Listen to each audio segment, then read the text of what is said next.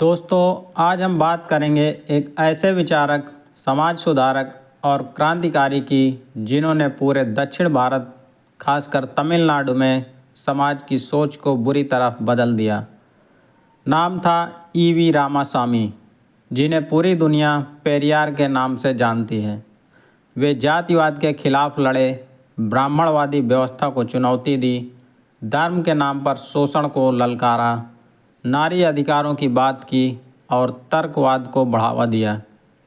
तो चलिए उनके जीवन की प्रेरणादायक यात्रा पर चलते हैं।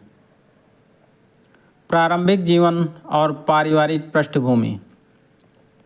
17 सितंबर 1879 ये तारीख तमिलनाडु के इतिहास में एक क्रांति की शुरुआत थी। इसी दिन ब्रिटिश भारत के मद्रास प्रेसिडेंसी के इरोड नामक कस्बे में जन्म हुआ इरोड वेंकट नायकर रामासामी का। उनका जन्म एक समृद्ध कायस्थ तेलुगु भाषी नायकर व्यापारी परिवार में हुआ।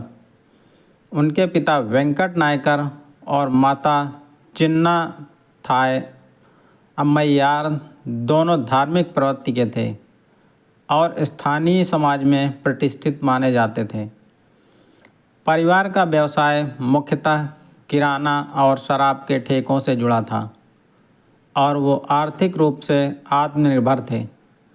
घर में धन था, मान था, लेकिन पेरियार को बचपन से ही एक चीज़ खटकती थी, जाति और धर्म के नाम पर किया जा रहा भेदभाव। रामासामी की प्रारंभिक शिक्षा गांव में ही हुई, लेकिन उन्हें स्कूल का माहौल कभी रास नहीं आया।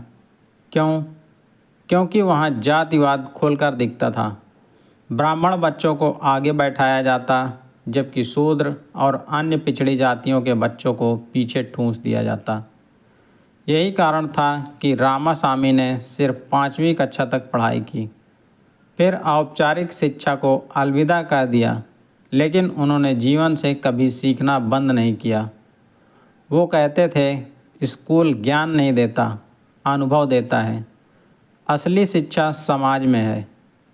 16 साल की उम्र में उन्होंने अपने पिता के व्यापार में हाथ बटाना शुरू कर दिया और जल्दी ही इरोड के सबसे सफल युवा व्यापारियों में गिने जाने लगे। 1898 में मात्र 19 वर्ष की आयु में उनकी शादी नगर थम्मल से हुई। यह विवाह पारंपरिक था, लेकिन पेरियार ने अपनी पत्नी को बराबरी का दर्जा दिया, एक ऐसा कदम जो उस समय समाज के लिए चौंकाने वाला था। लेकिन असली मोड़ आया तब जब वो काशी यात्रा पर गए। माना जाता है कि वे तीर्थ यात्रा पर मोक्ष की तलाश में निकले थे, लेकिन जो अनुभव उन्हें वहाँ मिला उसने उन्हें सोचने पर मजबूर कर दिया। जब वह एक मंदिर में प्रवेश करना चाहते थे, पुजारियों ने उन्हें रोका, यह कहकर कि आप शूद्र ब्राह्मण नहीं हैं, मंदिर में प्रवेश निषिद्ध है। यह अनुभव उनके लिए झटका नहीं, बल्कि एक सवाल बन गया। अगर भगवान सबका है तो फिर मंदिर कुछ लोगों का ही क्यों? और बस वहीं से उनके भीतर सवाल उठाने वाला पेरियार जन्म लेने लगा। काशी की गलियों में रामासामी को तीर्थयात्री से विद्रोही बना दिया। लेकिन सवाल यह है, क्या इस युवा व्यापारी ने सामाजिक क्रांति की मशाल ऐसे ही उठा ली, या उसके पीछे भी कुछ और छिपा था? जानने के लिए जुड़े रहिए। अगले भाग में जानेंगे कि कैसे रामासामी ने राजनीति में कदम रखा और फिर क्यों उन्होंने भारत की सबसे बड़ी पार्टी कांग्रेस को छोड़ दिया। राजनीति में प्रवेश और कांग्रेस से मोह भंग। जब एक युवा सोचने लगता है समाज क्यों टूटा है और उसे जोड़ने की जिम्मेदारी किसकी है, तब वो या तो चुपचाप जीता है या फिर एक आंदोलन बन जाता है। पेरियार ने दूसरा रास्ता चुना, स्वतंत्रता संग्राम का दौर और कांग्रेस में प्रवेश। 1900 के दशक की शुरुआत में भारत का माहौल धीरे धीरे गर्म हो रहा था। विदेशी हुकूमत के खिलाफ आवाज़ें तेज हो रही थी। 1900 और राष्ट्रीय चेतना आकार ले रही थी। 1919 में जलियांवाला बाग नरसंहार के ठीक बाद का समय था। देश के कोने कोने में आक्रोश था और कांग्रेस पार्टी एक बड़ी ताकत बनकर उभर रही थी। पेरियार को लगा यही समय है जब देश की सेवा की जा सकती है। उन्होंने कांग्रेस ज्वाइन की और जल्द ही तमिलनाडु में सक्रिय सामाजिक कार्यकर्ता बन गए। उन्होंने शराबबंदी, जातिवाद और छुआछूत के खिलाफ कांग्रेस के बैनर तले भाषण दिए और जन जागृति की। लेकिन जल्द ही हुआ मोह भंग। पेरियार को ये समझ में आने लगा कि कांग्रेस सिर्फ राजनीतिक स्वतंत्रता की बात कर रही है, लेकिन सामाजिक समानता उस पर चुप है। उन्होंने देखा कि कांग्रेस के अंदर ब्राह्मण नेताओं का वर्चस्व है। नीतियाँ वही बनाते, भाषण वही देते और निर्णय वही करते। कई बार जब पेरियार ने अस्पृश्यता और जातिवाद के मुद्दों को उठाया तो उन्हें किनारे कर दिया गया। एक घटना उल्लेखनीय है, वैकाम सत्याग्रह 1924 के दौरान जब दलितों को मंदिर के रास्ते से जाने से रोका गया, पेरियार ने वहां पहुंचकर आंदोलन का नेतृत्व किया। लेकिन कांग्रेस के कई ब्राह्मण नेताओं ने इस आंदोलन से दूरी बना ली। पेरियार का यह कहना था, अगर ब्राह्मणवाद नहीं मिटा तो भारत में स्वतंत्रता का मतलब सिर्फ सत्ता का एक और बदलाव होगा, एक शोषण से दूसरे शोषण में। और 1925 में उन्होंने बड़ा फैसला लिया। उन्होंने भारतीय राष्ट्रीय कांग्रेस से त्यागपत्र दे दिया। यह फैसला आसान नहीं था, क्योंकि उस समय कांग्रेस से बाहर निकलना मतलब था मुख्य धारा से खुद को अलग कर लेना। लेकिन पेरियार के लिए मुख्य धारा वही थी जहाँ समानता हो, जहाँ इंसान को इंसान समझा जाए।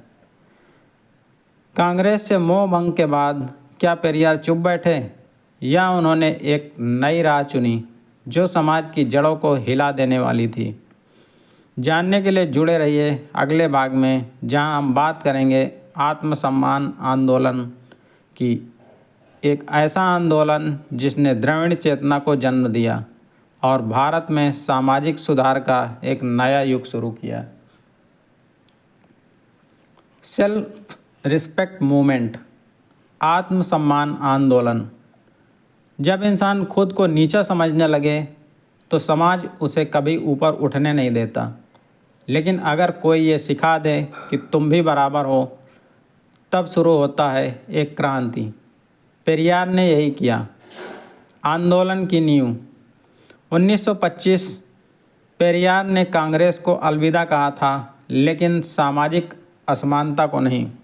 उन्होंने महसूस किया कि अगर समाज में जाति और धर्म के नाम पर इंसानों को बांट दिया गया तो उससे लड़ाई सिर्फ राजनीति से नहीं, मानसिक क्रांति से लड़ी जा सकती है। और इसी सोच से जन्म हुआ आत्मसम्मान आंदोलन, द सेल्फ रिस्पेक्ट मूवमेंट। हम तब तक स्वतंत्र नहीं हो सकते जब तक हम खुद को दूसरों से कमतर समझते रहेंगे। आंदोलन के मुख्य उद्देश्य: जातिवाद और ब्राह्मणवाद का विरोध। पेरियार मानते थे कि ब्राह्मणवाद एक ऐसी सोच है जो दूसरों को नीचा दिखाकर खुद को ऊंचा समझती है।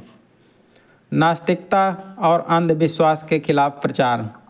उन्होंने मूर्ति पूजा, पुराणों, वेदों और धार्मिक आडंबरों को चुनौती दी। उनका नारा था, कोई भगवान नहीं, कोई धर्म नहीं, सिर्फ इंसानियत। महिलाओं की समानता और स्वतंत्रता। महिलाओं के शिक्षा के अधिकार की मांग। बाल विवाह का विरोध। विधवा पुनर्विवाह का समर्थन।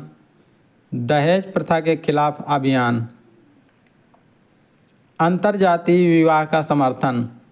यह आंदोलन उन युवाओं के लिए उम्मीद बना जो जाति की दीवारों को तोड़कर साथ जीना चाहते थे। शुद्ध भाषा और संस्कृति की पुनर्परिभाषा। पेरियार ने संस्कृतनिष्ठ तमिल का विरोध किया और आम जनता की भाषा को अपनाने का आग्रह किया ताकि शिक्षा और विचार सब तक पहुँचें। आंदोलन की रणनीति। उन्होंने गांव-गांव जाकर सभाएं की और वहां ब्राह्मणवाद की पोल खोलने वाले नारे, भाषण और पोस्टर बांटे। उन्होंने पत्रिकाएं निकालीं जैसे कुदी आरजू, द रिपब्लिक और विदुथलाई फ्रीडम, जो जनता को आत्मसम्मान का पाठ पढ़ाती थी। मंदिरों में गैर ब्राह्मण पुजारी नियुक्त करने की मांग की। पेरियार के लिए क्रांति तलवार से नहीं, सोच बदलने से आती थी। उन्होंने कहा, अगर तुम खुद को भगवान का गुलाम मानोगे तो इंसानों के गुलाम भी रहोगे। समाज की प्रतिक्रिया बिल्कुल वैसे ही थी जैसे हर क्रांति पर होती है। ब्राह्मण वर्ग और रूढ़िवादी समाज ने पेरियार को धर्मद्रोही, नास्तिक और पागल कहा। कई जगह उनके भाषणों पर रोक लगाने की कोशिश हुई। उन पर मुकदमे चले, जेल भेजा गया, लेकिन उन्होंने कहा, जेल की दीवारें मुझे रोक नहीं सकती, लेकिन मेरी सोच को नहीं। आंदोलन का प्रभाव तमिलनाडु ही नहीं, पूरे दक्षिण भारत में एक नई चेतना फैली। लोगों ने मंदिरों, शादी, धर्म और भाषा से जुड़े अपने निर्णय खुद लेने शुरू किए। यह आंदोलन सिर्फ पेरियार का नहीं रहा, ये एक जन आंदोलन बन गया। लेकिन पेरियार यहीं नहीं रुके।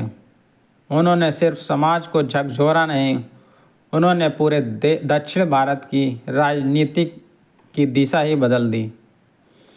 अगली कड़ी में जानिए कैसे द्रविड़ आंदोलन ने जन्म लिया और कैसे पेरियार ने एक नई राजनीतिक चेतना की नींव रखी, जिसने आने वाले दशकों तक भारत की राजनीति को प्रभावित किया।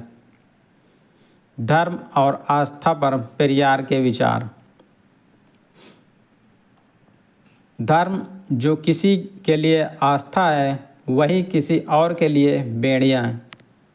पेरियार ने इस धर्म को कभी आंख मूंद कर नहीं स्वीकारा।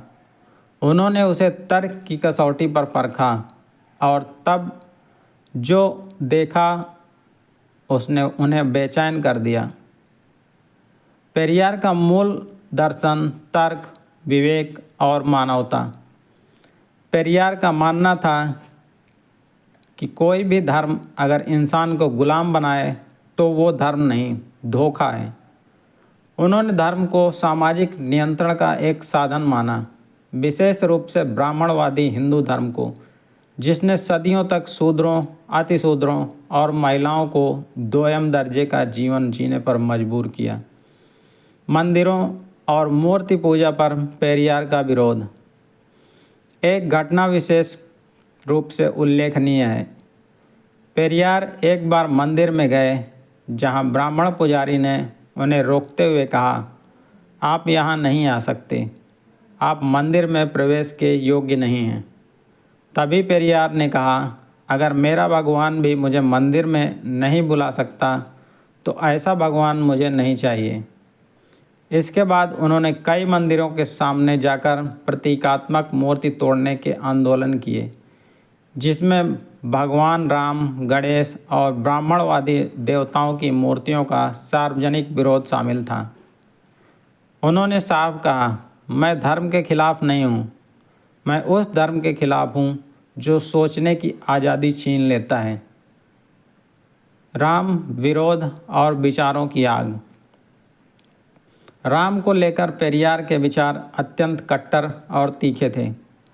उन्होंने रामायण को दास्ता का ग्रंथ बताया, जहां एक राजा ने अपनी पत्नी को सिर्फ एक संदेह पर जंगल में भेज दिया। वे कहते थे कि राम एक आर्य राजा थे, जिसने द्रविड़ राजा रावण को हराकर दक्षिण भारत को गुलाम बनाया। इसलिए उन्होंने राम के खिलाफ जुलूस निकाले और राम राम राम नहीं चाहिए जैसे नारे दिए। उन्होंने ये भी कहा, हमें वो भगवान नहीं चाहिए जो हमें गुलाम बनाए, हमें वो विचार चाहिए जो हमें इंसान बनाए। महिलाओं के अधिकार और धर्म का विरोध। पेरियार ने देखा कि कैसे धार्मिक ग्रंथों में महिलाओं को पति की दासी, पति के बिना अधूरी और दूसरे दर्जे की प्राणी बताया गया है। उन्होंने कहा, अगर शास्त्र कहते हैं कि महिला अधूरी है तो उस शास्त्र को आग में झोंक देना चाहिए। उनका मानना था कि धर्म ने महिला को उसकी पहचान से दूर किया और सिर्फ उसकी शुद्धता, सेवा और सहनशीलता पर ही जोर दिया। नास्तिकता को उन्होंने अपनाया क्यों? पेरियार खुद को प्राउड एथीस्ट यानी गर्वित नास्तिक कहते थे। उनका विचार था कि जब तक लोग भगवान के डर से सोचते रहेंगे तब तक बदलाव नहीं आएगा। अगर भगवान अच्छा है तो बुरे लोग क्यों जीतते हैं? अगर भगवान न्यायप्रिय है तो गरीब हमेशा गरीब क्यों रहता है? उनके लिए भगवान नहीं, सोच सबसे बड़ा अस्त्र थी। उन्होंने कहा, समाज को बदलना है तो पहले भगवान से डरना छोड़ो। धर्म नहीं, इंसानियत चाहिए। पेरियार का उद्देश्य धर्म को नष्ट करना नहीं था, बल्कि उस झूठी ऊंच नीच पर आधारित धार्मिक व्यवस्था को नष्ट करना था जो इंसानों को बांटती है। उनका सपना था एक ऐसा समाज जहां मंदिर नहीं, स्कूल हों, जहां भगवान नहीं, विज्ञान हो और जहां जाति नहीं, बराबरी हो। पेरियार ने भगवान को ललकारा, धर्म को चुनौती दी और मंदिरों को बेनकाब किया। लेकिन सवाल यह है, क्या इन सब के बावजूद उन्होंने राजनीति को छोड़ दिया, या क्या उन्होंने एक नया राजनीतिक मार्ग बनाया जो उनके विचारों को आगे ले जा सके? जानने के लिए जुड़े रहिए अगले भाग में, जहां हम बात करेंगे द्रविड़ आंदोलन और द्रविड़ कजगम की और देखेंगे कि कैसे पेरियार ने सिर्फ समाज ही नहीं बल्कि राजनीति की दिशा भी बदल दी। द्रविड़ आंदोलन और राजनीति। विचार जब आंदोलन बनता है तो वह दीवारों को हिला सकता है, और जब आंदोलन राजनीति बन जाए तो पूरा समाज करवट बदल लेता है। पेरियार अब सिर्फ एक विचारक नहीं थे, वे बन चुके थे एक दिशा। आत्मसम्मान आंदोलन से द्रविड़ आंदोलन तक 1925 से शुरू हुआ आत्मसम्मान आंदोलन और धीरे धीरे आकार लेने लगा था। लेकिन पेरियार जानते थे, अगर इस विचार को स्थायी बनाना है तो इसे एक संगठन में बदलना होगा, और इसी सोच से जन्म हुआ द्रविड़ कजगम 1944 में। द्रविड़ कजगम डीके एक सामाजिक राजनीतिक संगठन था जिसका लक्ष्य था जातिवाद का खात्मा, ब्राह्मणवाद का विरोध, धर्मनिरपेक्षता, सामाजिक न्याय और एक स्वतंत्र द्रविड़ नाडु यानी द्रविड़ राष्ट्र की स्थापना। पेरियार ने कहा, अगर भारत ब्राह्मणों का शासन बनता है तो हमें द्रविड़ों का अलग राष्ट्र चाहिए। द्रविड़ नाडु की कल्पना। पेरियार ने महसूस किया कि उत्तर भारत की आर्य संस्कृति ने दक्षिण भारत की द्रविड़ संस्कृति को दबाया है। उन्होंने प्रस्ताव रखा, दक्षिण भारत तमिलनाडु, केरल, आंध्र, कर्नाटका को मिलाकर एक स्वतंत्र द्रविड़ नाडु बनना चाहिए। यह विचार बहुत क्रांतिकारी था, लेकिन उस समय के कई युवाओं को यह विचार आत्मसम्मान की लड़ाई की तरह लगा। डीके की राजनीति में भूमिका। हालांकि द्रविड़ कजगम सीधे चुनावी राजनीति में शामिल नहीं हुआ, लेकिन इसका असर भारी था।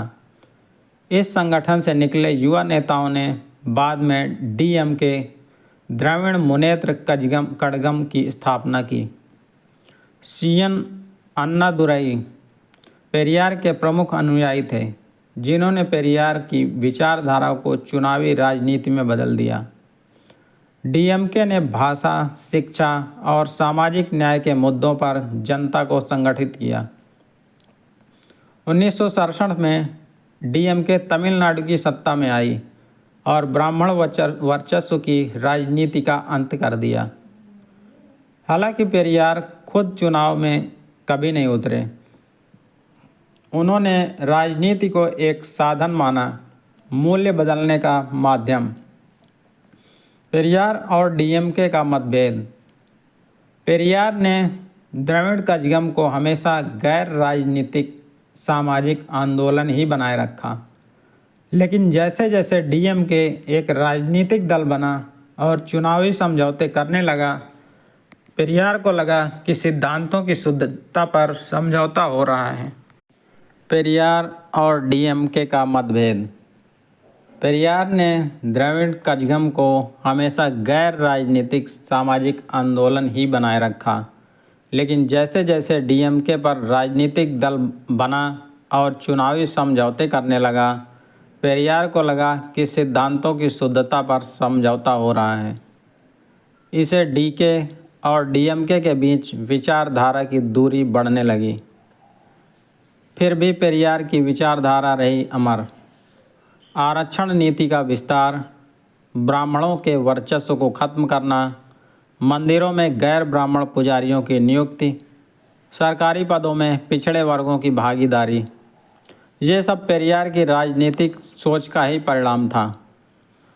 आज तमिलनाडु में अगर कोई बच्चा जात पात की बेड़ियों को तोड़कर पढ़ाई कर रहा है तो उसमें कहीं न कहीं पेरियार की राजनीति का असर है। पेरियार का स्पष्ट संदेश। मेरे लिए राजनीति सत्ता की नहीं, समाज को बदलने की लड़ाई है। मैं कुर्सी के लिए नहीं लड़ता, मैं सोच के लिए लड़ता हूँ। पेरियार ने एक आंदोलन खड़ा किया, विचार दिया और सत्ता को भी झुकने पर मजबूर कर दिया।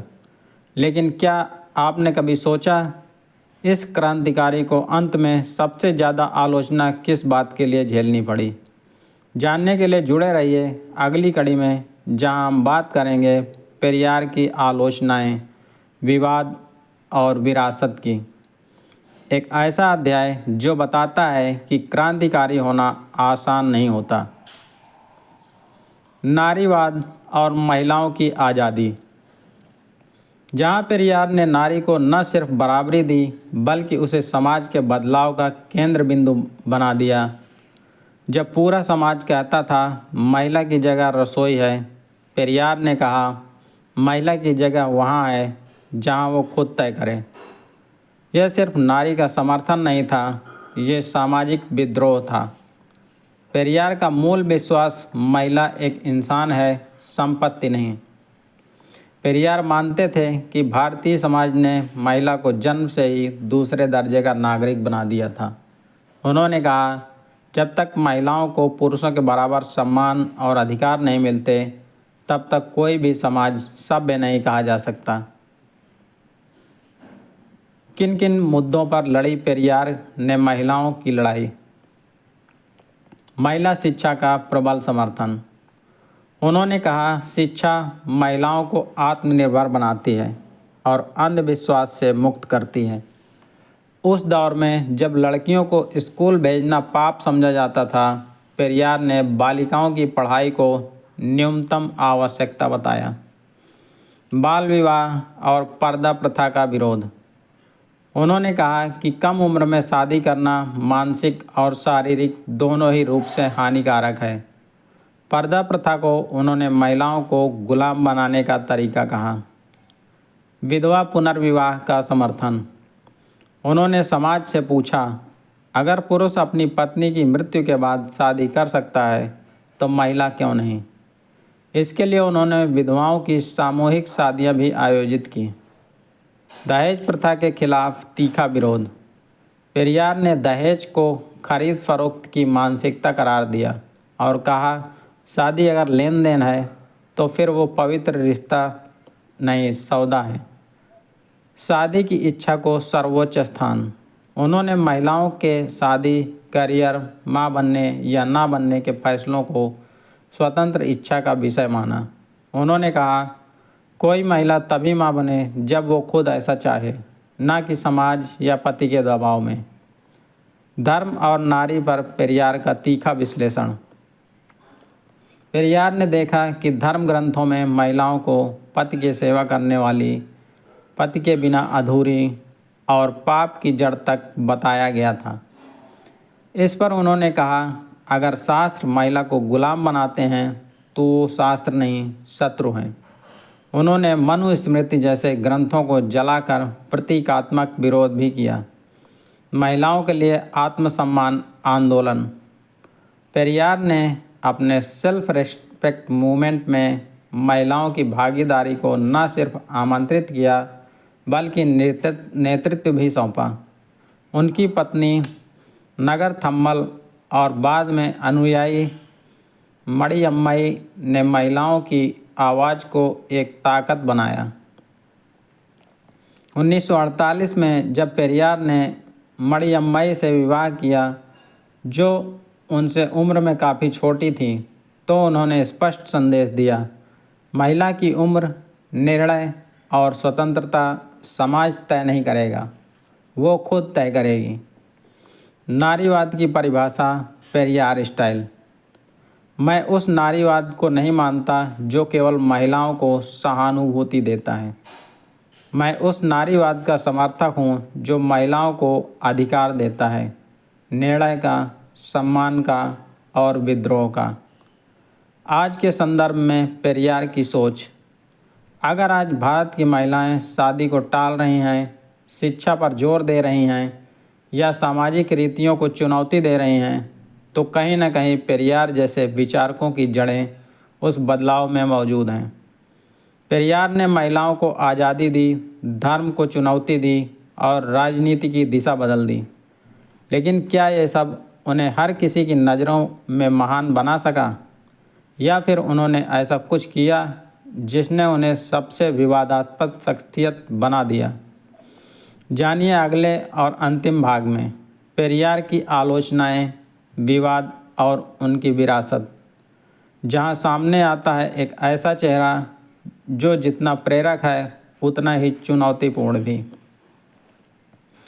पेरियार के अंतिम वर्ष और विरासत। कुछ लोग सत्ता में रहते हैं और भुला दिए जाते हैं, और कुछ लोग सत्ता से दूर रहकर भी अमर हो जाते हैं।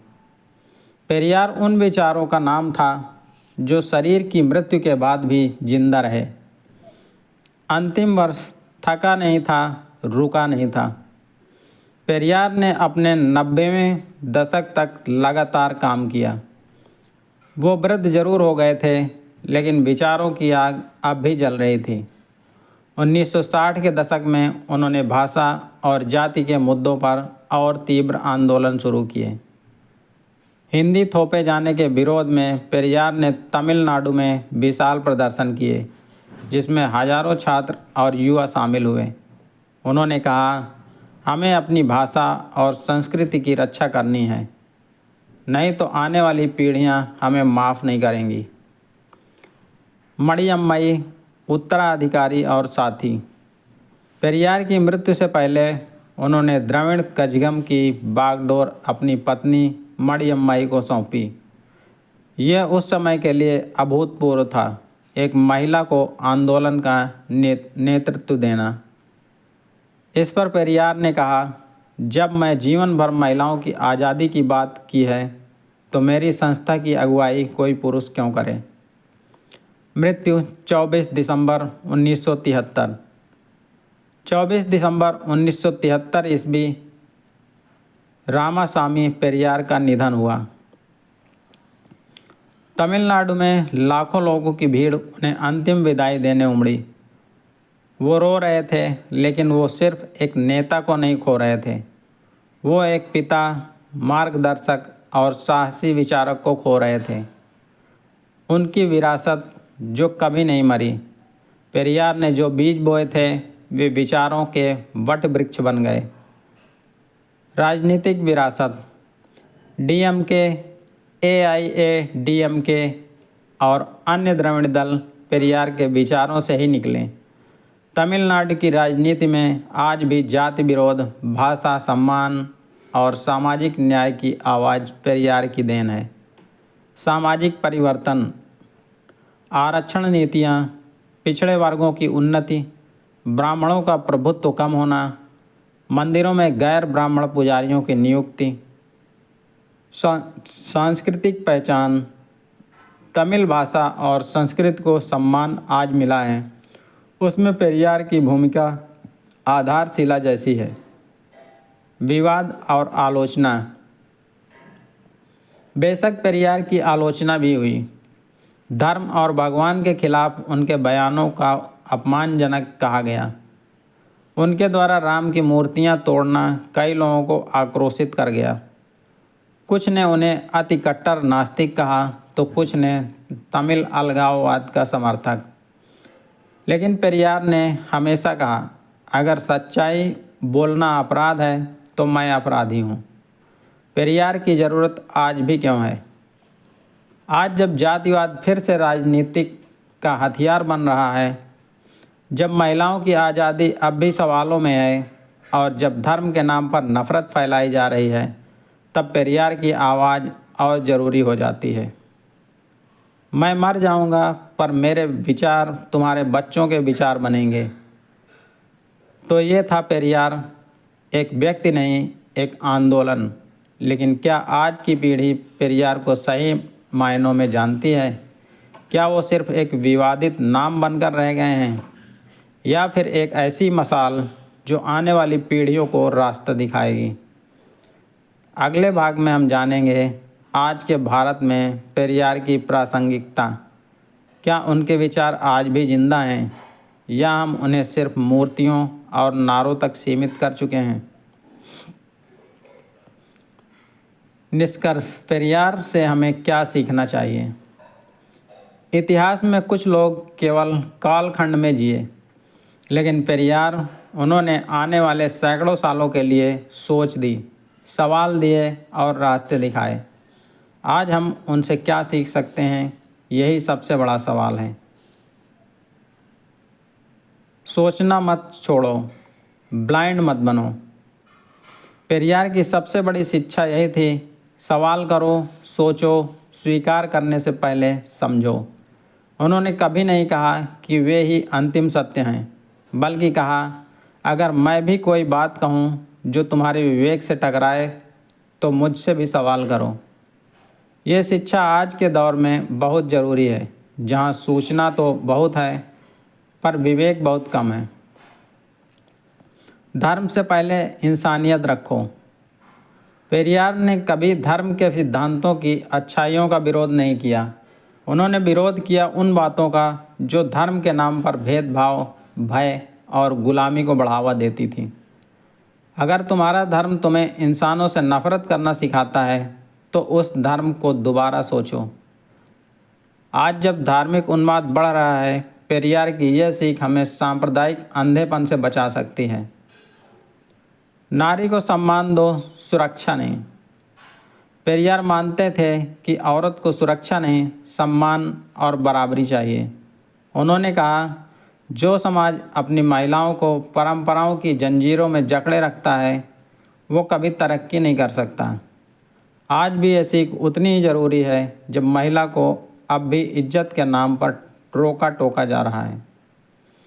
जाति का विरोध बराबर समाज का निर्माण। पेरियार ने कहा, अगर तुम जाति से ऊपर उठ सकते हो तो तुम इंसानियत के सबसे ऊंचे शिखर पर हो। उन्होंने आरक्षण को दया नहीं, सुधार का औजार कहा। आज जब जाति फिर से सामाजिक और राजनीतिक फ़ायदा पाने का जरिया बन रही है, पेरियार की सोच न्याय और बराबरी की राह दिखाती है। डरो मत, बोलो, बदलो और बढ़ो। पेरियार कभी डर कर नहीं जिए। समाज उन्हें गालियां देता रहा, धार्मिक संस्थाएं विरोध करती रहीं, राजनीतिक दलों ने बहिष्कार किया, लेकिन उन्होंने कभी सच बोलना नहीं छोड़ा। अगर तुम डर के कारण चुप हो जाते हो तो तुम अन्याय का हिस्सा बन जाते हो। आज के युवाओं को यही शिक्षा मिलती है। बोलो, सोचो, लड़ो, लेकिन बदलाव के लिए, नफरत के लिए नहीं। पेरियार की सोच से हम क्या कर सकते हैं? अपने बच्चों को सिखाएं, जाति नहीं इंसान देखो।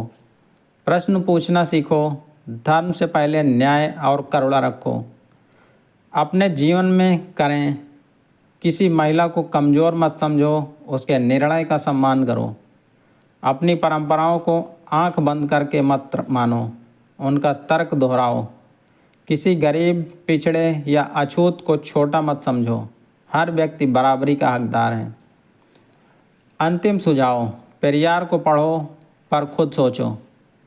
पेरियार कोई देवता नहीं थे, वो एक ताकतवर विचार थे जो चाहते थे कि लोग खुद सोचें, खुद बदलें, खुद आगे बढ़ें। इसलिए पेरियार को आंख बंद कर फॉलो मत करो, पेरियार की तरह सोचो ताकि तुम अपने जीवन के पेरियार बन सको। इस यात्रा में आपने एक ऐसे व्यक्ति को जाना जिसने ईश्वर से टकराकर इंसान का साथ दिया, परंपराओं को चुनौती देकर प्रगति की ओर बढ़ाया और अपनी पूरी ज़िंदगी उन लोगों के लिए जी जो खुद बोल नहीं पाते थे। अब बारी आपकी है। क्या आप पेरियार को किताबों तक सीमित रखेंगे या फिर उन्हें अपने विचार, कर्म और जीवन का हिस्सा बनाएंगे?